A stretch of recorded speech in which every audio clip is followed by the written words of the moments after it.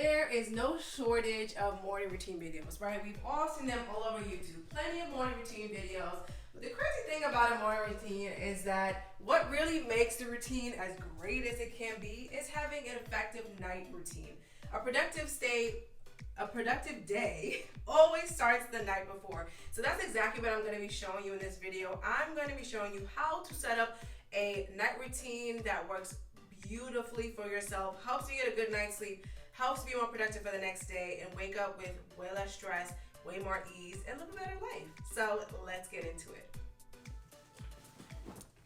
Welcome back, or hello if you're a new subscriber. I'm Sade Kelly. I'm a time management coach who helps high achievers like yourself manage their time better so that they can achieve their goals in less time without stress and without sacrificing their self-care. I'm all about maximizing our most valuable resource, our time. And I'm really excited to talk about night routines because it's one of those things I just do not see people talking about online. I see everyone talking about morning routines like I just mentioned. But the crazy thing is, like, in order to have a productive day, you really need to end it productively as well. So that way you can prepare for the next day adequately. So I'm going to share some benefits of night routines that I want you to know. And I'm also going to share how you can set up a night routine for yourself. So one of the main benefits of a night routine is it helps us decompress at the end of the day, right?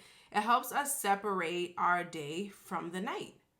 It clears our mind and body of the stress that we went throughout the day so that we can adequately wind down before heading to sleep. Night routines also give our brain time to cool down. For most people, it takes about 2 hours for us to really, truly to get into relaxation mode. And for many people, we don't ever spend time relaxing at the end of the night. And we wonder why we're in bed for like 8 hours, but we're not actually getting adequate sleep for that time. And sleep is so vital. And I'm going to go into some reasons why later in this video, so stay tuned. Night routines also increase our sleep overall, just the quality of it, and as well as increase our productivity for the next day. So truly, I always say this to my clients, our days always begin the night before. If you are planning your day the morning of, you're holding yourself back. You can get those things done the night before and wake up with a clear purpose and plan and stop going to sleep with all these anxious thoughts and things on your mind. If you don't know, sleep is when our body restores itself, right? Sleep has the power to heal our entire body. It helps us balance our emotions. It puts us in a better mood. It helps us recharge our mind, makes us more creative and productive, boosts our immune system. It can even add 20 years to our life. And it truly only comes down to spending 8 hours of quality sleep, right? That number ranges, according to studies, anywhere from 6 to 9 is a good amount of hours for your average adult. I believe from ages 18 to like 65. And once we get older, we can get a little bit less sleep. And when we're younger than 18, we may need more sleep. But 6 to 9 is pretty solid. I opt for 8 hours, but you can figure out how much hours is great for you simply by allowing yourself to just sleep and see what time you wake up for a series of days. And that way you can track your sleep, get an understanding of this is the amount of hours that make me feel good, and then that's the hours you stick with. So I created my own acronym for a successful night routine, and it's called WRAP.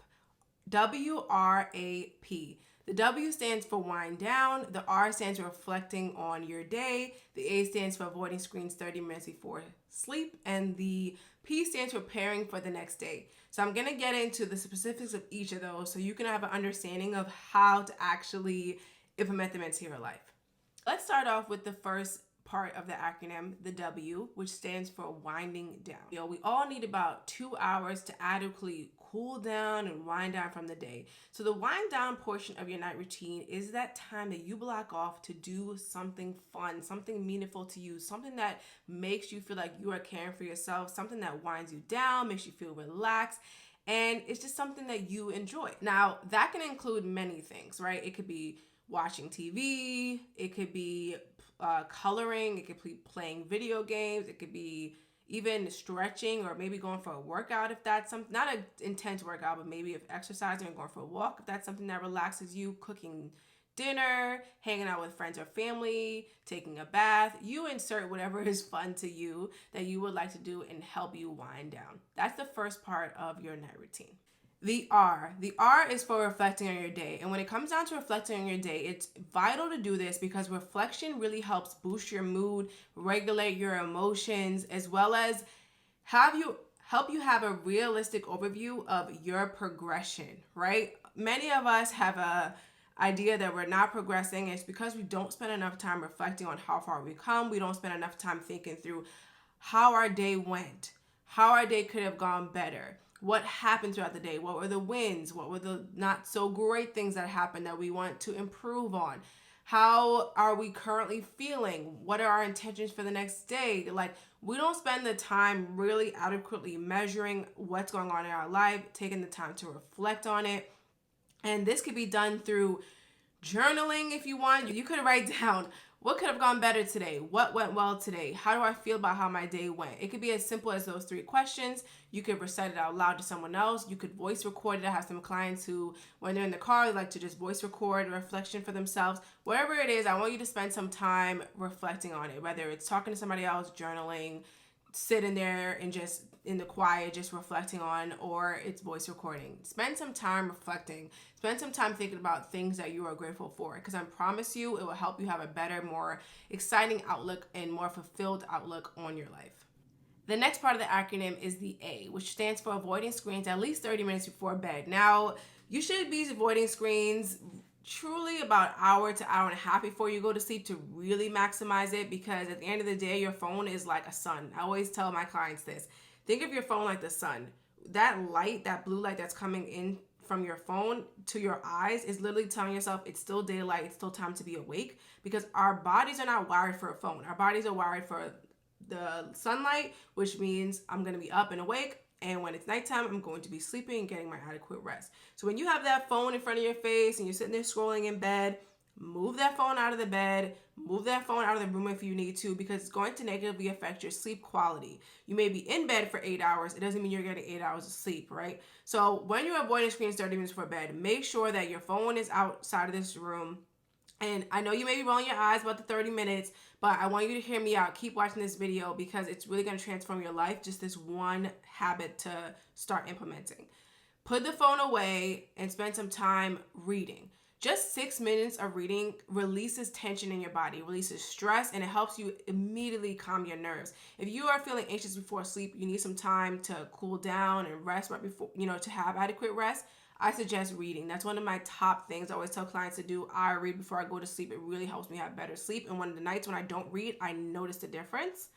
If you don't want to read, spend time with a loved one during that time, or spend time listening to music where you don't have to look at the screen. You could just have something relaxing playing, or listening to like a relaxing sleep story or a podcast. Set the ambiance in your room. Set some candles up. Maybe do a light stretch. Like, find something you can, or even meditate. Find something that you enjoy doing that you could do for 30 minutes that does not involve a screen, even if it's journaling, coloring, whatever it is for yourself. Make sure that you are avoiding those screens because it's going to transform the quality of sleep that you're able to get. And I want to also note, when I say screens, I mean all screens. That means TV, tablet, phone, all of that. Because sometimes when I tell my clients this, they're like, oh yeah, I wasn't on my phone, but then they had the TV going while they were trying to get sleep. That's a no-no as well. All screens need to be avoided for you to get better sleep at night. The last part of this acronym is the P, which stands for preparing for the next day. Many of you may not know this just yet, but if you are familiar with my channel, you've heard me say this before.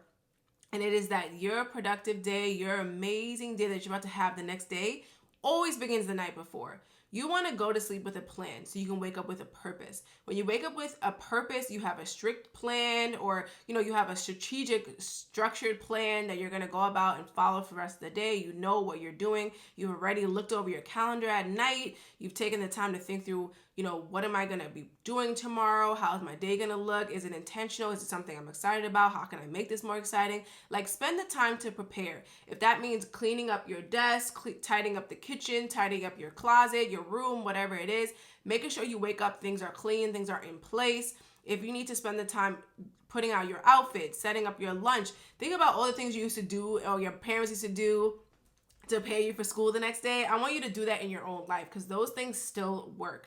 Make sure you're spending the time to adequately prepare whatever it is that you need to prepare. It could be meal prepping, food. It could be picking out your outfit, like I said. Whatever it is, make sure you're spending the time to actually prepare for it the night before so you can wake up with less decisions to make. If you didn't know, the average adult has 36,000 decisions that they make in a day.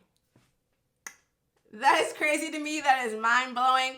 But in order to ease those decisions, we really want to get into great routines, like such as this night routine, so that way we can wake up and live a life with more ease because we've already decided on how we're going to live our life with intention the night before. So that's the 4 aspects of a night routine in the acronym wrap that I created that works so well for me and my clients to help us get better sleep and get more productive in our days.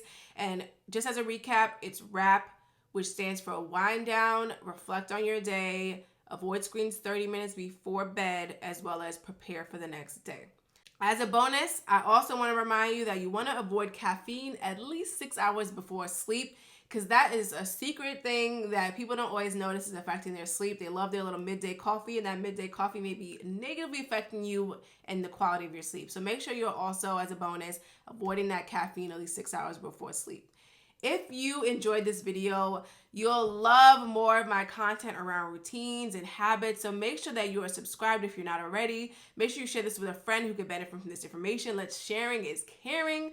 If you learned something new, make sure to like this video as well as comment below what your biggest takeaway was. I always love reading those. What are the things that you're going to now put into your night routine moving forward? Because if you don't know it, you already have a night routine. You have certain things that you do before you go to sleep that you habitually do, but you want to start breaking those and replacing them with better and healthier habits and healthier routines to help you live a more fulfilled and better life. We only live once, right? So you want to maximize what you're able to achieve in that time. And I know you're a high achiever if you're watching this and you're all about living better, being better, doing better, getting better. So make sure that you implement this night routine and let me know how it goes for you. If you're interested in time management coaching, I would love to chat. I would love to order your time. I'd love to order your habits and your discipline and see where you could be using it better. So if you're interested in that, the first step is to schedule a time audit with me. During that call, we'll connect. I'll audit your time completely for free, no obligation, and we'll come up with a plan for you to start managing your time better so you can achieve your goals in less time, with less stress, and without sacrificing your self-care. So if that sounds like exactly what you want, make sure you book that time audit call through the link in the description. Otherwise, I will see you in the next video. Thank you for watching, and I hope you have an amazing night's sleep after you implement this WRAP night routine.